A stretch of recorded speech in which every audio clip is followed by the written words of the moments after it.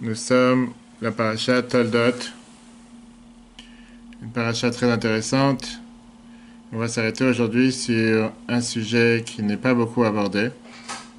Et le sujet qui n'est pas beaucoup abordé, c'est le sujet des puits de Yitzhak. Les puits de Yitzhak, qui sont quoi les puits de Yitzhak? C'était le travail particulier que Yitzhak a fait. Attention au câble. Le travail particulier que Yitzhak a fait. Et c'est la seule histoire, t'inquiète pas. C'est le travail particulier que Yitzhak a fait et c'est la seule chose que la Torah nous raconte sur le patriarche Yitzhak. Et ce qui est bizarre, c'est que autant on voit pour tous les autres patriarches, Abraham, Yaakov, comme quoi la Torah nous raconte énormément d'histoires sur eux. Ouais. Sur Yitzhak, la Torah nous raconte presque pas grand-chose. Et pourtant, c'est celui qui a vécu le plus longtemps. Il a vécu le plus longtemps des trois patriarches. 180. Exactement. Pas seulement qu'il a vécu le plus longtemps, mais on voit que comme s'il n'y a rien à raconter sur lui. Alors qu'on va tout de suite voir que pas seulement il y a de quoi raconter sur lui, mais c'est tellement important et c'est tellement riche pour... C'est pas qu'il n'y a rien à raconter, c'est que c'est... Pourquoi la Torah ne le raconte pas? C'est ce qu'on va voir aujourd'hui, comment ça se fait. Si, elle raconte, mais c'est succinct. Non. L'histoire avec Avimelech, l'histoire avec les puits, quand même. On va voir que la Torah ne raconte pas d'histoire et c'est ce qui nous dérange. Comment ça se fait que la Torah ne raconte rien en deux mots, alors qu'elle aurait pu tellement raconter sur ses patriarches. La Torah, elle dit rien. La Torah, elle te raconte pas grand-chose, et c'est ce qu'on va voir aujourd'hui. Ce qui nous dérange, comment ça se fait que la Torah te dit rien de spécial sur Yitzhak, mais surtout, on va voir comment c'est un enseignement majeur pour la vie de chacun d'entre nous. Bien. Comment faire pour réussir. Comment faire pour réussir? Tu vas voir. Comment ça se fait que Yitzhak a réussi dans un endroit que Abraham n'a pas réussi? Comment ça se fait que Yitzhak... Comment ça se fait que Yitzhak a réussi dans un endroit qu'Abraham n'a pas réussi? On va voir quel enseignement majeur ça a pour l'éducation, pour la continuité et tout le reste. Il faut commencer avec une très belle histoire. 3 enfants étaient en train une fois de se préparer pour le bac, si on peut dire, mais pour le diplôme le plus élevé dans la Bible. Mais à la place de se préparer à l'examen, ils ont préféré discuter et parler toute la nuit, comme beaucoup d'adolescents. Le matin, ils ont décidé d'inventer quelque chose, et de dire à l'instructeur qu'ils ont voulu vraiment apprendre, ils avaient des bonnes kavanotes, des bonnes intentions. Mais malheureusement, dans la route, ils ont décidé d'aller voir un mariage d'un ami. Et en route, il y avait une crevaison dans un pneu de la voiture. Ils étaient obligés de se débrouiller toute la nuit pour pouvoir réparer le pneu. Et donc, la personne a dit, vous savez quoi? J'ai pitié pour vous. Je vous donne encore 3 jours pour se préparer pour l'examen. Et comme ça, faites que c'est son père. Rapproche-toi de la table. Rapproche-toi de la table. J'ai pitié pour vous et si Dieu veut, je vous donne encore 3 jours pour préparer pour l'examen. Après 3 jours, il a mis chacun dans un coin séparé et il leur a donné la liste des questions. 3 questions. Première question, qui c'est l'ami qui s'est marié? Deuxièmement, où était le mariage? Troisièmement, c'était quoi le modèle de la voiture qui a eu une crevaison? C'est mot. Quand dans la vie tu veux raconter des histoires, tu sais, des fois, ça marche pas vraiment. La question qui dérange, elle est, comment on peut s'assurer que dans le monde dans lequel on est, un monde cosmopolite, un monde moderne, les enfants continueront dans les chemins de leurs parents? Et ça, c'est une question que n'importe quel parent se pose aujourd'hui. N'importe quel père et mère juif se pose la question, qu'est-ce qu'on a besoin de faire dans l'éducation juive pour s'assurer que les enfants continuent le chemin dans l'éducation qu'on leur a montré? Pourquoi cette question? Parce qu'on voit que cette semaine, on nous parle d'un combat difficile de Yitzhak, un combat... Avec Rivka aussi. Oublie le combat avec Rivka. Je ne sais pas maintenant du combat de Yitzhak. On parle du combat de Yitzhak qui quoi? Qu'il n'arrête pas de se battre pour pouvoir creuser de nouveaux puits avec les Philistins, les Plishtim. Et on va tout de suite voir le débat, quelle différence il y avait entre lui et Abraham. La figure de Yitzhak, c'est une figure qui n'est pas connue. Son image n'est pas connue. D'un côté, il a vécu le plus longtemps parmi tous les patriarches, alors qu'Abraham a vécu 175 ans. Yaakov 147 ans. Yitzhak a vécu 180 ans. De l'autre côté, comme je t'ai dit tout à l'heure, la Torah ne nous parle pas du tout de Yitzhak. Alors qu'Abraham, on a parlé de lui les 3 dernières parashiot, Lech Lecha, Vayera, Echa et Sarah. Yaakov, on va en parler à partir de la semaine prochaine. Vayetse, on va en parler pendant toute la Chumash Bereshit jusqu'à la fin, la moitié d'un Chumash. Yitzhak, on en parle seulement dans une seule parasha. Leilui Nishmat, on dit avec plaisir. Joël Yochevet Sultana Bat Mazal Tov. Une seule page, pourquoi tu dis deux? Non pas de la vie, mais n'en parle pas de ce qu'il a fait avant et après. Et si on voit même dans cette paracha, la paracha de Toldot, on voit que Yitzhak, ça nous parle seulement de sa vie d'un demi-chapitre. L'histoire de comment il a creusé les pneus, Et puis, fallait des pneus tout à l'heure, les puits, avec les Philistins. Alors que le reste, on voit comment il a influencé les autres événements. Ce que tu as dit tout à l'heure avec son mariage, on voit l'histoire des brachot, comment Rivka, elle fait soi-disant cette ruse pour faire en sorte qu'il ne donne pas les bénédictions à Esav et qu'à la place, il donne les bénédictions à Yaakov. Mais ça, on a parlé des années précédentes, on peut revoir ça sur l'application et Torah. Et après, on voit comment on nous raconte tous ces détails, on va rentrer dans les détails de ces puits, on se demande la question, mais qu'est-ce que tu cherches avec ces puits? Quelle est l'idée derrière? Qu'est-ce que la Torah, elle veut nous demander avec ces puits? Qu'est-ce que la Torah veut te faire comprendre avec ces puits? Il y a quelque chose qui n'est pas clair. Pourquoi tellement et tellement de débats autour de ces puits? Qu'est-ce qu'on a à faire de ces puits? J'ai dit, c'est important. Très bien, mais c'est quelque chose du passé, c'est pas quelque chose qui est... Comment ça montre le fait qu'il a réussi à sauvegarder, surtout à maintenir et à propager la révolution planétaire qu'avait fait Abraham. D'abord, parlons des Philistins. Et ne pas confondre avec les Palestiniens. Rien à voir, on va tout de suite voir qu'une invention, oui, parce que les gens, parfois, ils traduisent pas comme que, oui. Les Philistins que la Torah nous raconte sont arrivés d'Égypte. Et ils se sont assis sur le bord de la mer, qui était le bord de l'ouest-sud. Sud-ouest. C'est où? C'est aujourd'hui où il y a la ville de Gaza, en hébreu Gaza en français. Et c'est là-bas qu'ils ont mis ce qu'on appelle le royaume de Gra. Pendant les années... Pendant les périodes des Shoftim, pendant la période des juges, est arrivé en Israël à l'époque une autre arrivée massive de Philistins. Et eux, ils ont conquéri les villes qui étaient les villes du sud. Gaza, Ashkelon, Ashdod, Gath et Akron, qui est jusqu'à la ville... Et là, tu n'as rien à voir avec la Gath. Jusqu'à la ville de Rehovot d'aujourd'hui. Pendant les centaines d'années de la période des juges et la période des rois, il y avait le peuple philistin qui a fait plusieurs guerres contre notre peuple, comme la guerre de Gidon, Shimshon à Gibor, toute l'histoire avec Shimshon, le fort, la guerre de David et Goliath, etc., etc. D'accord, mais... Donc là, ils disent qu'ils ont une légitimité. Attends, on n'a pas fini. Pourquoi tu poses la question? Après qu'il y a eu la rebelle de Bar Korba, 138 ans avant l'ère commun, Adrianus, l'empereur, a effacé le nom de Eretz Yehuda, la terre de Yehuda, de la terre d'Israël, et il a appelé Palestina. Palestina sous le nom des Philistins qui étaient à l'époque. Sont passés quelques milliers d'années, et après que la terre d'Israël, Eretz Israël, est revenue à nos mains en 1948, le peuple arabe en Israël a adopté ce nom, le peuple palestinien, en changeant de Palestina, en deux mots, une déformation de Philistins qui était à l'époque, alors qu'il n'y a aucun rapport entre les Arabes qui vivent aujourd'hui en Israël et le peuple philistin qui existait à l'époque. Rien du tout, aucun. Regarde comment la Torah nous décrit ça. Et la Torah nous décrit ça de manière très intéressante. La Torah, elle te dit, dans le chapitre à la fin, le premier de chapitre 10, verset 14, les enfants de Ham, les enfants de Cush, et Mitzrayim, Put et Kenan. Et qu'est-ce que la Torah nous dit juste après? Tout. Je te dis le numéro 1. Tu sais pas c'est quoi le numéro 1, je peux te montrer avec les doigts, c'est pas un problème. Qu'est-ce que la Torah nous dit? La Torah nous dit qu'à la fin, il y a eu Mitzrayim, ils ont eu les enfants Ludim, Adamim, Patrusim, Kasluchim. De eux sont sortis les Philistins. Le commentateur nous explique, et ils font attention au langage de la Torah, qu'est-ce que ça veut dire de eux sont sortis les Philistins? Ils ont voulu apprendre par exemple du mot du Radak, Rabbi David Kimpri, aucun prix comme tu veux l'appeler, que le mot Plishtim qui veut dire les Philistins, ça vient du mot Polshim qui veut dire des envahisseurs.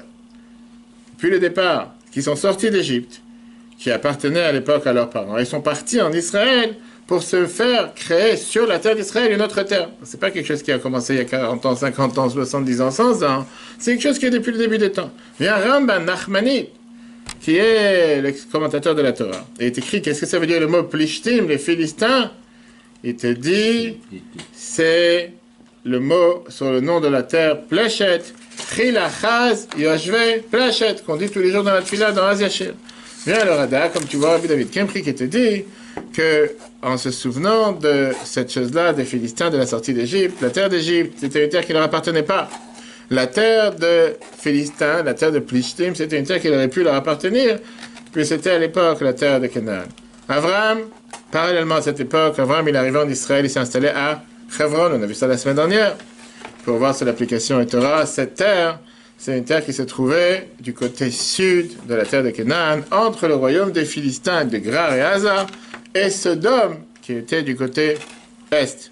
Et ça, c'était vraiment l'endroit idéal pour Abraham, pour créer, on va dire, toute cette nouvelle branche d'hôtels BNB. Je ne sais pas si c'était les hôtels BNB, mais il a créé tous ces hôtels sur le chemin. Les années sont passées. Il y a eu la révolution avec la destruction de Sodome et Gomorrhe, et les chemins sont devenus vides. Il y a eu le coronavirus qui a fait que les gens, il y a plus de touristes sur Terre.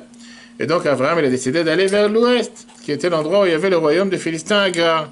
Abraham a habité là-bas pendant 26 ans, où il a eu son fils Yitzhak, et il a élevé son fils, et même Ishmaël, jusqu'à ce qu'il a été renvoyé de la maison. Dans le royaume de Grar, Abraham, il a commencé de nouveaux business, une nouvelle affaire. Quelle était la nouvelle affaire qui a commencé dans le royaume de Grar, Abraham?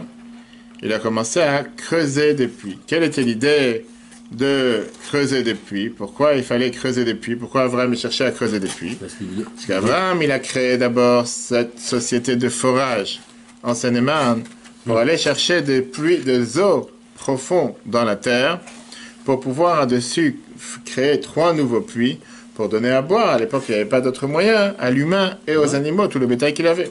Abraham, il a énormément réussi dans cette société de forage, mais depuis l'époque jusqu'à nos jours, rien n'a changé. Entre Abraham et les serviteurs d'Avimelech, la Torah nous raconte au roi de Grar, il y a ce fameux complot de territoire.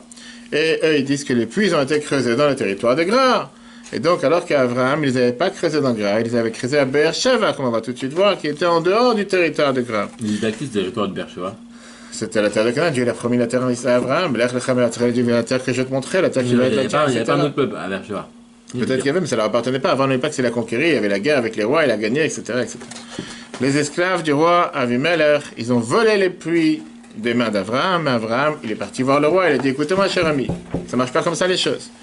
Avimelech, il a été d'accord et ils ont fait l'alliance de paix qu'ils ont fait ensemble. Donc on voit que depuis le départ des temps, qu'est-ce qu'on voit? Qu'il y a cette dispute entre Abraham, qui n'arrête pas de creuser des puits, avec les Philistins qui étaient à l'époque, on a vu toute l'histoire, comment ils sont devenus depuis des milliers d'années de Philistins, Palestine, pour pouvoir enlever le nom de la terre de Juda, qui aujourd'hui se sont appropriés avec un peuple qui s'appelle un peuple des Palestiniens ou la Palestine, qui n'ont jamais existé, ni dans l'histoire, ni dans les temps, même si aujourd'hui, malheureusement, qu'on peut faire croire sur les chaînes de télévision en longueur de journée que c'est un peuple qui existe. Mais voilà la preuve comment c'est quelque chose qui, depuis le départ, avait été dérouté de la vérité. Mais revenons dans notre histoire avec Abraham. Donc Abraham, on voit que son travail, c'est quoi? Creuser des puits maintenant. Et il va voir Avimelech. Avimelech, il est d'accord de faire la paix et faire en sorte que les choses s'arrangent et que tout se passe bien et qu'il n'y ait pas de soucis pour Abraham. Passe 26 ans. Prochains 26 ans, jusqu'à ce qu'Abraham, il décide maintenant de partir et de retourner à Hebron. Et là vient la vengeance des Philistins de l'époque. Il décide de boucher les puits d'Abraham. Pourquoi? Pour justement faire en sorte de faire oublier la trace qu'Abraham avait placée sur la terre. Comme aujourd'hui, tu en as certains qui vont déraciner des arbres, déraciner des oliviers que Israël plante pour montrer que ça leur appartient. Ou bien toutes ces destructions archéologiques de tous les anciens sites en Israël, inclus dans le mont du Temple, pour ne pas laisser aucune trace de ce qui appartenait au peuple. Ils en font encore aujourd'hui? Oui, malheureusement. Bereshit, chapitre 26, verset 15. Tous les puits qu'ont creusés les serviteurs de son père au temps d'Abraham, les Philistins, ils les ont bouchés et les ont remplis de terre. D'accord? Arrive la prochaine génération. Et ça, c'est le cours d'aujourd'hui sur quoi on s'arrête. Arrive la prochaine génération. Yitzhak, maintenant, il s'impose et commence à vivre dans la terre de Canaan. Qu'est-ce qui se passe? Un jour, il y a la famine en terre de Canaan. Et Yitzhak et Rivka, il ne s'est pas sorti d'Israël. Il décide de retourner vers la terre des Philistins à Grar. Yitzhak, il commence à planter dans cette terre et il voit une énorme bracha une énorme bénédiction dans son travail. Et les Philistins ne peuvent pas supporter. C'est quoi cette nouvelle émigrant? Un étranger, qu'est-ce que tu viens dans notre terre? Qui est venu dans notre terre, Avimelech, il lui dit, écoute, c'est toi, tu partir maintenant. Calme les tensions. T'es un nouvel immigrant, t'as rien à faire ici. Qu'est-ce qui se passe? Yitzhak, contrairement à son père, pas seulement qu'il ne fait pas la guerre, pas seulement qu'il ne se bat pas contre les autres, il n'y a pas de souci, t'es pas content, il décide de partir, de délocaliser, d'aller dans un autre endroit. Une seconde, on va voir, attends, comment... Il va dans le fleuve de Grar, qui était loin du royaume de Grar. Mais avant de partir, on voit qu'est-ce qu'il fait avec Yitzhak. Il décide d'abord de recreuser les 3 puits que son père a creusés, et il les appelle avec les mêmes noms que son père avait fait. Après cette étape, il déménage, et là, il va, ce qu'on a vu tout à l'heure, il va aller vers le côté du fleuve de Grar, et là, il continue plus à creuser dans la terre et semer et planter, dans lequel il avait beaucoup réussi, ou bien dans la chaîne d'hôtels que son père avait créée et qui avait énormément réussi, mais il décide de continuer dans le travail que son père a commencé, qui n'a pas réussi, qui était creuser des puits dans le nouvel endroit où il arrive, qui était le fleuve de Grar, et là il gagne une énorme réussite. Il construit maintenant un 4e puits. Les Philistins, ils arrivent encore une fois et disent c'est notre puits. Yitzhak, il appelle ce puits avec le nom de Eshek. Et il ne répond pas à leurs insultes, il ne répond pas à leurs demandes. Il abandonne le puits et il va habiter maintenant loin des Philistins et il va construire un 5e puits. Là-bas, il continue à se battre contre lui. Il appelle ce puits Sitna, qui est du langage de haine, de dispute. Il ne se bat pas encore une fois, il abandonne le puits et maintenant il va habiter loin de la terre des Philistins. Il va creuser un 6e puits et là-bas, les Philistins ne se battent plus contre lui. Et il appelle ce puits Rehovot. On a jusqu'à aujourd'hui la ville de Rehovot en Israël. Pourquoi? Dieu il a fait du bien avec nous. Et à la fin, il va créer un 7e puits qu'il appelle Be'er Sheva, qui est la ville de Be'er Sheva qu'on a aujourd'hui, qui est le 7e puits qui nous parle, bien sûr, de quoi. Je n'ai pas entendu. Ah, où ils sont ces puits exacts, je ne sais pas. Je ne pense pas qu'on sait où ils sont. Ça, c'est le Chumash Bereshit, c'est ce qu'on voit dans la paracha de cette semaine. Et comme je te dis tout à l'heure, ce qui nous dérange le plus, c'est que qu'est-ce qu'on peut avoir à faire avec toute cette histoire que la seule histoire que la Torah nous raconte sur la vie du patriarche qui a vécu le plus longtemps, 180 ans, c'est un demi-chapitre sur tout le livre Bereshit, qu'on te parle qu'il a creusé des puits. Qu'est-ce qu'on en a à faire? Il n'a rien fait d'autre. Il n'a rien fait d'autre. 180 ans, il n'a rien fait d'autre. On a parlé, je te dis, on a 2 parachutes et demi d'Avraham. On a 6 ou 7 parachutes de Yaakov. T'as rien à raconter sur la vie de 180 ans d'Yitzhak. Ça, c'est qu'il y a Yitzhak qui était vivant. Il était vivant jusqu'à que Yosef soit vendu, jusqu'à Très que bien. Zéon... Je te demande encore une fois, qu'est-ce que tu cherches à nous raconter des histoires qu'il a creusé des puits, qu'il ne s'est pas battu? On va voir, il y a un enseignement majeur. Surtout, comme je te dis encore une fois, la Torah, elle vient nous raconter seulement cette histoire et certainement un enseignement majeur qu'elle doit nous raconter. Voilà la question qui est demandée dans le Ramban, encore une fois. Rabbi Moshe ben Nachman, Nachmani, dans Bereshit, chapitre 26, verset 20. Le Ramban, il te demande, le verset, il n'arrête pas de nous parler en longueur et en détail sur l'histoire des puits. Est-ce que ça nous ramène une gloire ou une utilité pour Yitzhak que lui et son père ont fait quelque chose de même? En fait, son père, il avait déjà fait des puits. Qu'est-ce que tu viens de raconter ici? Qu'est-ce qu'il a innové? Qu'est-ce qu'il a fait de nouveau? Plus que ça, on a passé il y a un mois, un peu plus d'un mois, la fête de Shmini Atzeret, dans laquelle on a demandé la pluie. Et qu'est-ce qu'on a demandé la pluie? Pour le mérite de la pluie, au nom de mérite de Yitzhak. Et on a vu dans le texte de la prière de la pluie, on a dit parce que Yitzhak, Chafar ou Matzah, Beirot Maim. Qu'est-ce qui était la qualité de Yitzhak? Qu'il a creusé, il a trouvé des puits d'eau. Ça, c'est Yitzhak. Quand je parle d'eau, il a creusé des puits.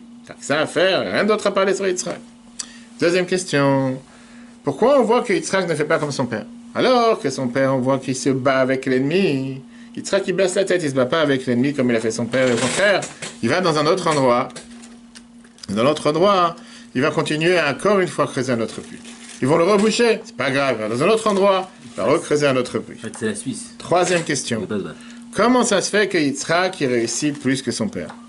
Quel est le sens de dire que les puits d'Abraham ont été bouchés, alors que les puits de Yitzhak n'ont pas été bouchés, sont restés intacts, ils n'ont pas été fermés? Je sais pas. C'est une question que le Zohar nous demande, mais ce qu'on le sait à l'époque, c'est ce que la Torah nous dit.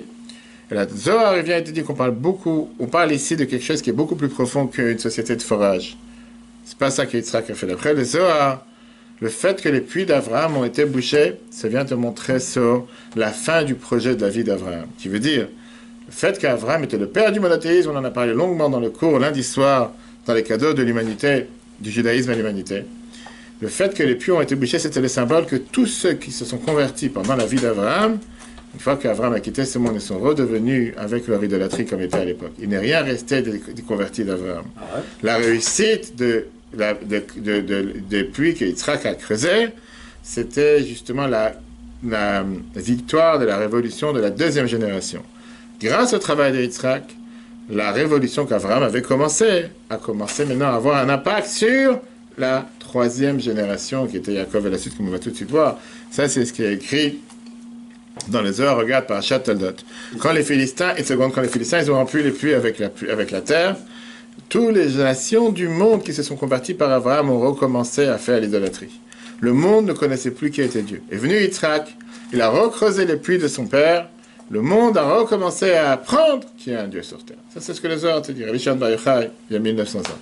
Le point commun qu'il y a entre les puits qui ont été creusés par Yitzhak et entre cette institution majeure de Shlichut, Bet Rabat, le premier Bet Rabat sur terre, qu'Abraham avait fait de propager le judaïsme, propager la foi en Dieu, la Gemara nous dit que justement cette chaîne d'autel qu'Abraham avait créée, c'était une manière de faire savoir le monothéisme, faire savoir l'aïmouna en Dieu, la foi en Dieu, avec les mangeants qui venaient manger, qui demandaient à remercier Dieu, etc., etc. C'était le premier Bet Rabat sur terre.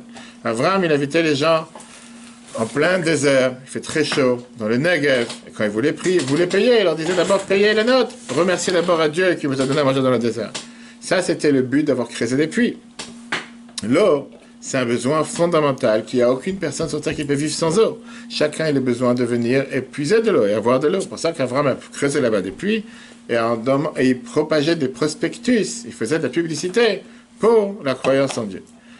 Le fait que les puits d'Abraham ont été ceux qui ont été bouchés, les puits d'Yitzhak n'ont pas été bouchés, vient nous montrer ce travail majeur que Yitzhak est celui qui a fait en sorte que la révolution qu'Abraham a commencée est devenue une révolution solide, une révolution qui ne s'est pas dissous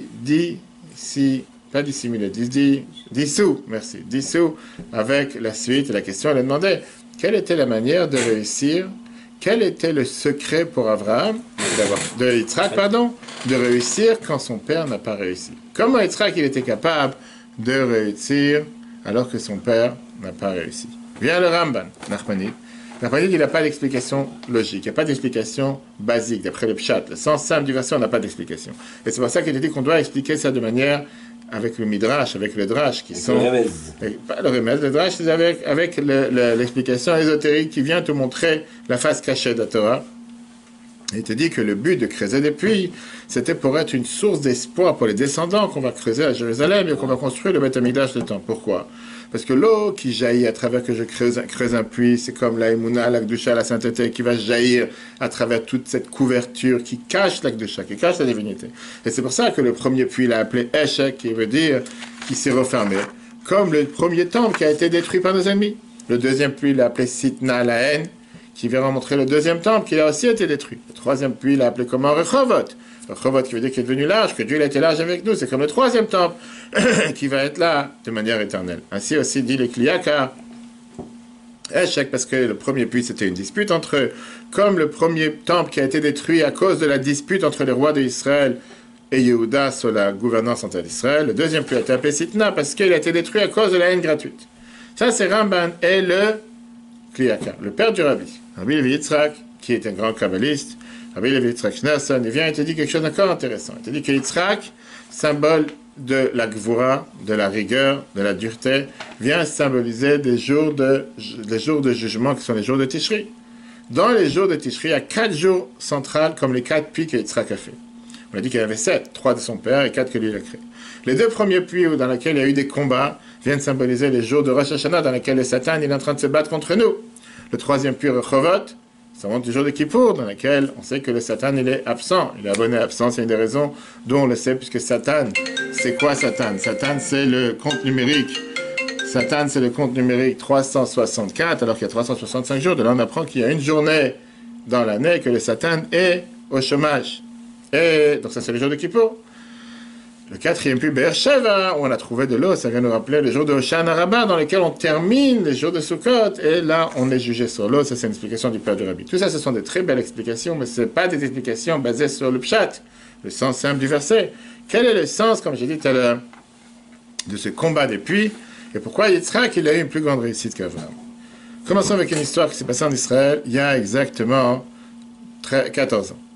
14 ans en Israël, c'était un moment où il y avait, on va dire, la boom immobilière, où les prix des appartements en Israël commençaient à flamber, et dans toutes les grandes villes en Israël, c'était presque impossible de pouvoir acheter, voire louer un appartement. Il y a une jeune femme qui s'appelait Daphne Leaf, elle a voulu louer un appartement à Tel Aviv, et elle n'a pas trouvé un appartement qui était convenable avec les moyens qu'elle a. Louer l'appartement à Tel Aviv, c'est quelque chose qui est hors de prix.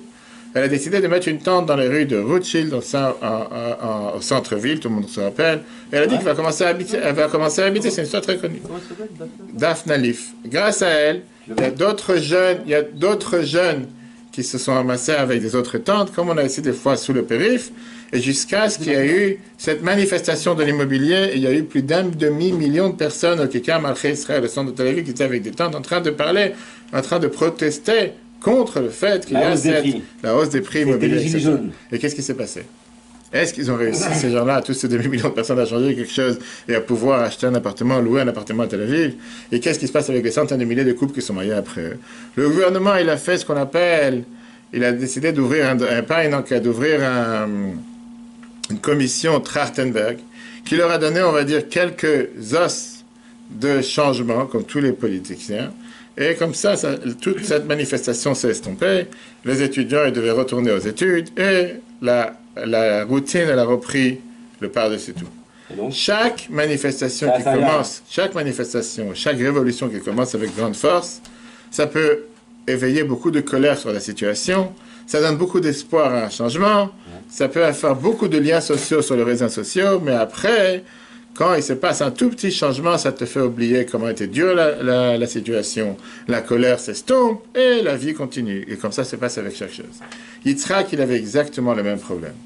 Puisque Yitzhak était le deuxième génération à la révolution de son père, mets le téléphone de côté, qu'est-ce que c'est le téléphone? Ah, ça c'est la révolution.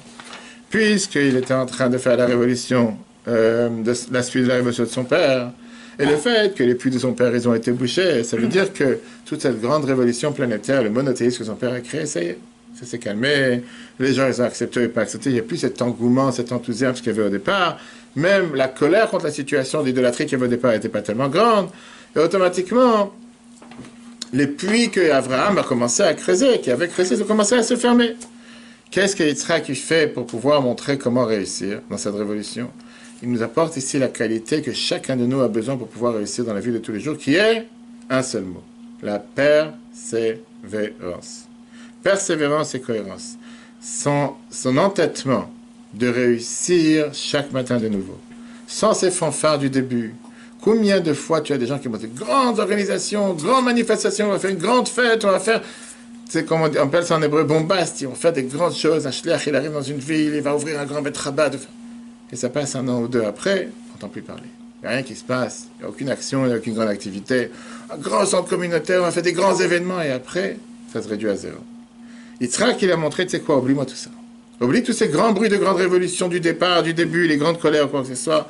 Yitzhak qui s'est dit, le combat se gagnera jour après jour, quotidiennement, en agissant tous les jours.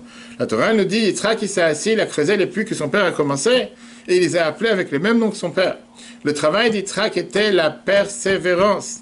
Le fait de continuer ce que son père il a fait jour après jour était comme hiver. Donner un cours de Torah, c'est facile. Être assidu, que tous les jours à la même heure on est assis avec le même cours, c'est pas facile. Ce qu'on dit dans la prière, pourquoi la Torah nous dit que Tamid Shel Shachar et Tamid Shel Ben Abayim, amener dans le temple le sacrifice du matin, le sacrifice de l'après-midi, 365 jours dans l'année, à part Shabbat et Yom Tov, etc. C'est pas facile. C'est très facile à faire des grandes révolutions. Mais avoir cette assiduité, avoir cette persévérance, que ce fasse chaud, qu'il fasse froid, qu'il fasse corona, pas corona, qu'il y a un virus, pas de virus, qu'il y a... Peu importe ce qui peut se passer sur la planète, que quelque chose de fixe ne bouge pas, c'est quelque chose qui est énormément difficile à faire. Et pour ça, il faut s'appeler Yitzhak. Quel est le rôle? Quel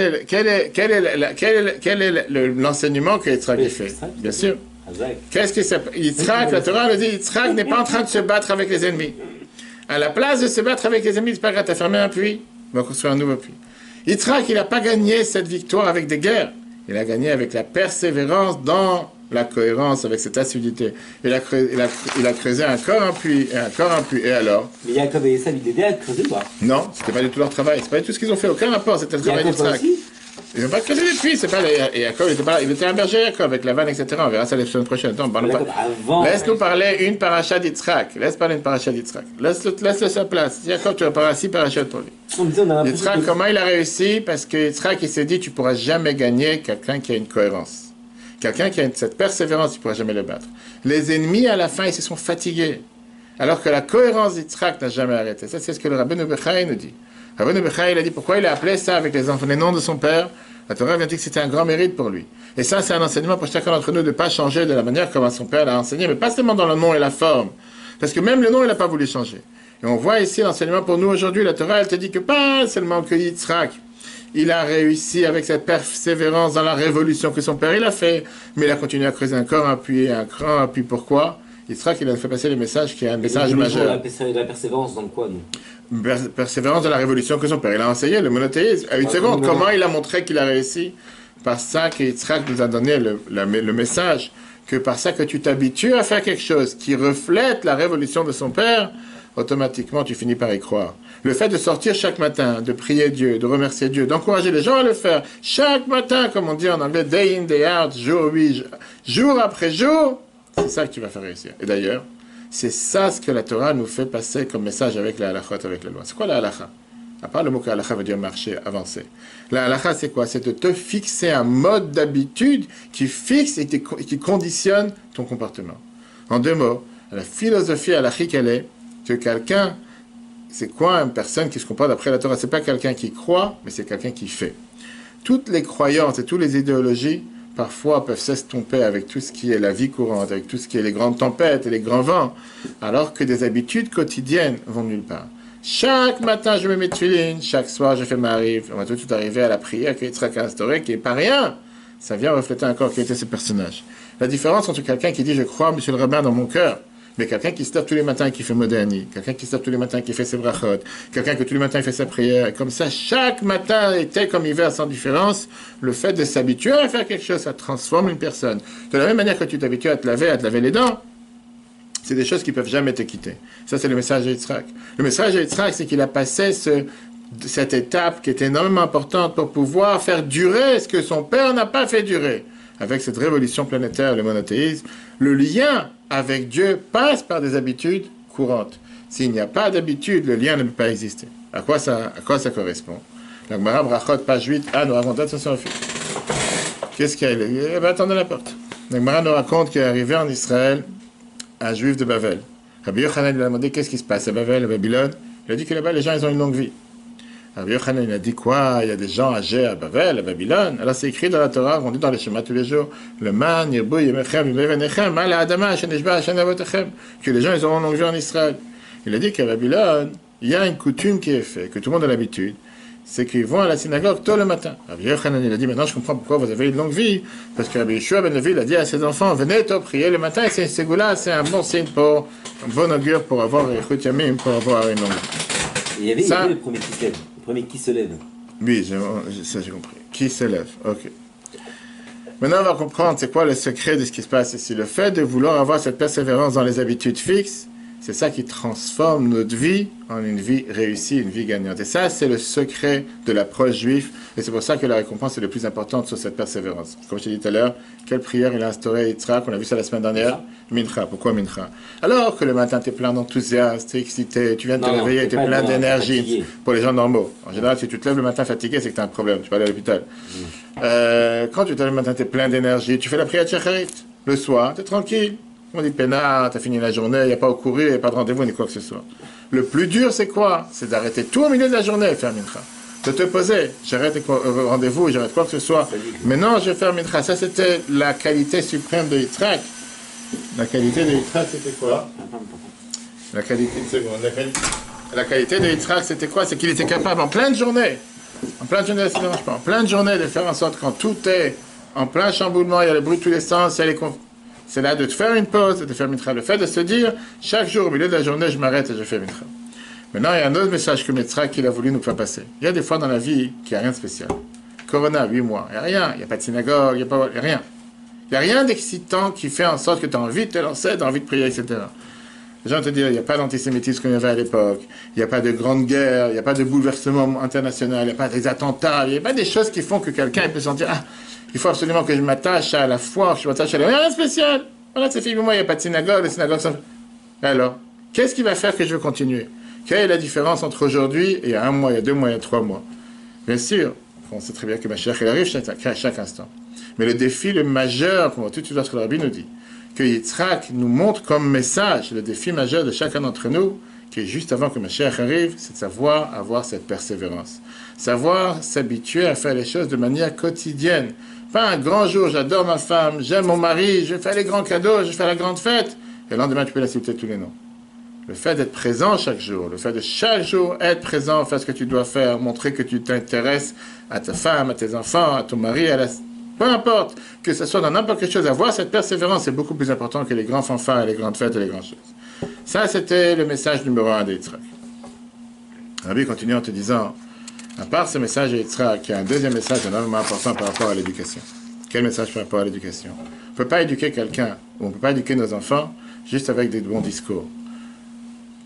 Une seule personne est capable d'éduquer un enfant, et comment on peut éduquer un enfant? Pas quand il entend un bon cours, pas quand il a entendu une belle phrase, mais par ça que lui-même il montre l'exemple et que lui-même il avance. Quelle était la particularité de Yitzhak sur Abraham? Abraham, on l'a vu tout à l'heure, qu'est-ce qu'il faisait? Il avait les chaînes d'autel. C'est vrai qu'il a aussi s'occupé avec les puits, mais c'était secondaire. Et il n'a pas vraiment réussi, la preuve que tous les puits qu'Abraham a construits, ils ont été bouchés.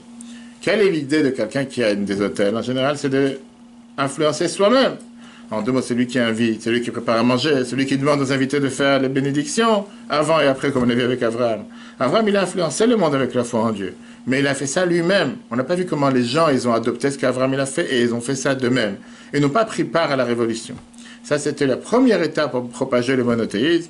Dans une période où personne ne connaissait absolument rien, on avait besoin d'un révolutionnaire qui fasse passer le message, et c'était Abraham. Mais maintenant, il fallait continuer. Il fallait la continuité. Et la continuité, c'était de faire en sorte que toute cette grande révolution qu'Abraham il a fait, la seconde génération va continuer avec cette révolution. Yitzhak, il est arrivé, il a continué à creuser des puits, les trésors qui sont cachés dans la terre. Qu'est-ce qu'il a fait, Yitzhak? Il n'a pas seulement d'aller chercher les minéraux qu'il y a dans la terre, comme le gaz, comme le pétrole, comme l'or, mais il a voulu les faire jaillir de la terre, les faire sortir de la terre. Et ça, c'est venu avec l'approche que Yitzhak il avait. Quelle approche?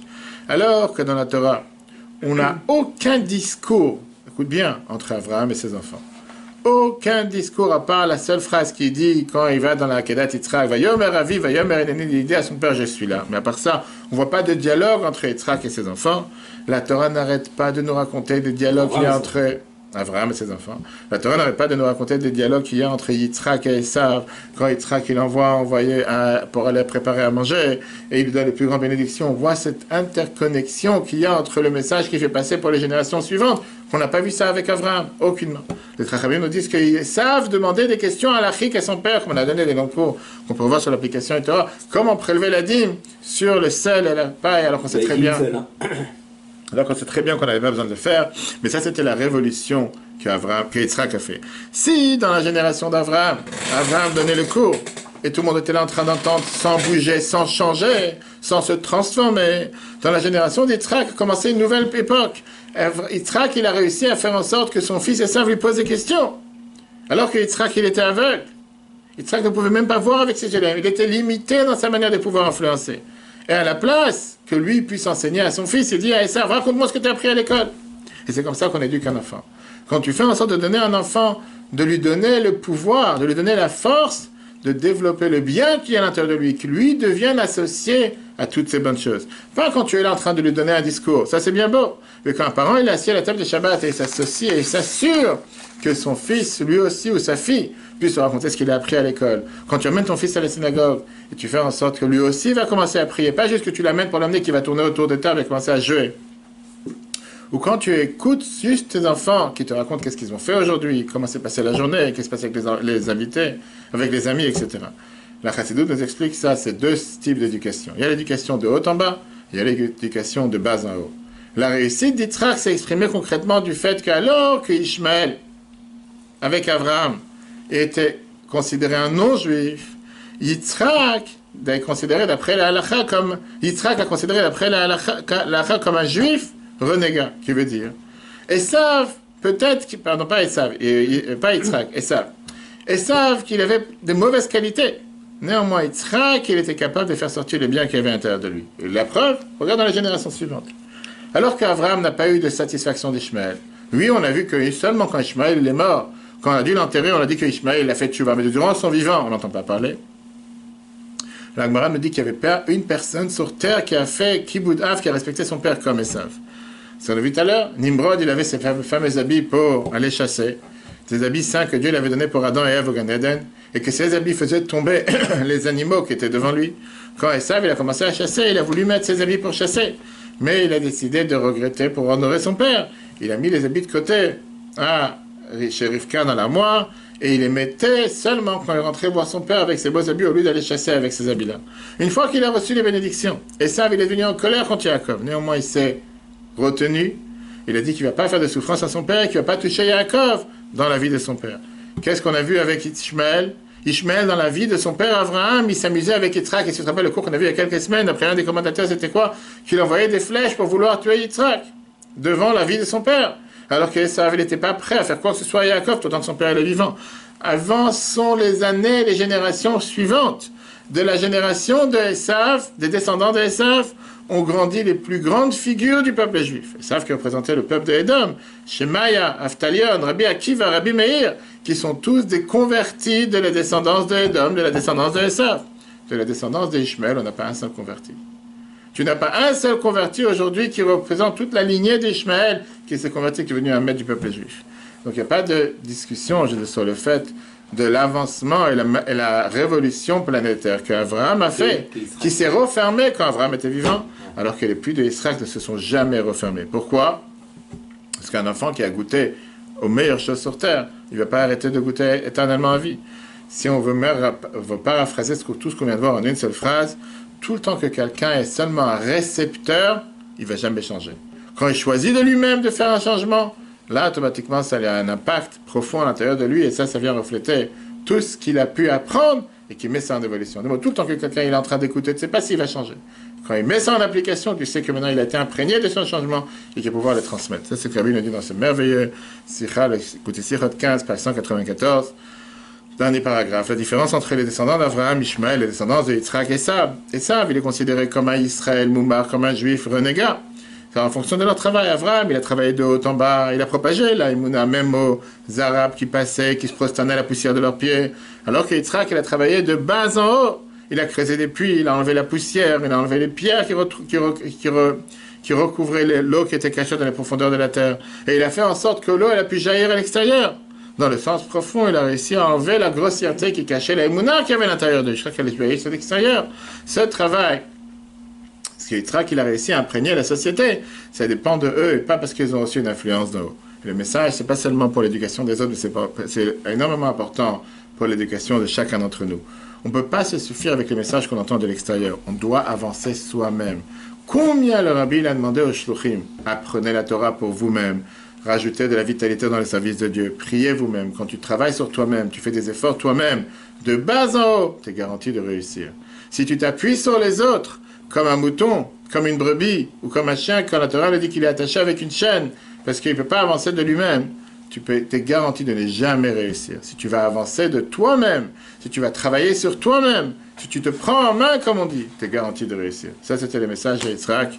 Maintenant, avec une merveilleuse histoire, Alexander Ben-Nun, qui était un des superviseurs des écoles Chabad en Israël. Une fois, il avait mal à la gorge.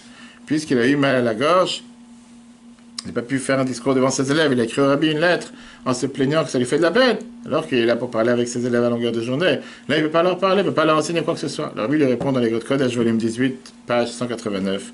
Le Rabbi dit, je comprends ta peine, mais si tu veux entendre une explication, il y a ici un but. Le but, il est de faire élever des élèves qui soient craignants Dieu d'eux-mêmes. Pas qu'ils soient craignants Dieu et qu'ils adorent ce que tu dis quand tu es là. Et le moment que tu es parti de la pièce, le moment que tu n'es plus avec eux, ils font tout et n'importe quoi, utilise cette période que tu ne peux pas parler parce que tu as une voix, enrouillée, pour pouvoir éveiller dans ces élèves qu'eux doivent prier d'eux-mêmes, qu'eux doivent apprendre la Torah eux-mêmes. Et toi, tu vas être là juste du côté. Là, tu es garanti qu'ils vont réussir. Cours sera un reflet sur l'application Torah, merveilleuse révolution d'Yitzhak et merveilleux secret comment réussir dans la vie. Très bonne journée à tous et si Dieu veut, à la semaine prochaine.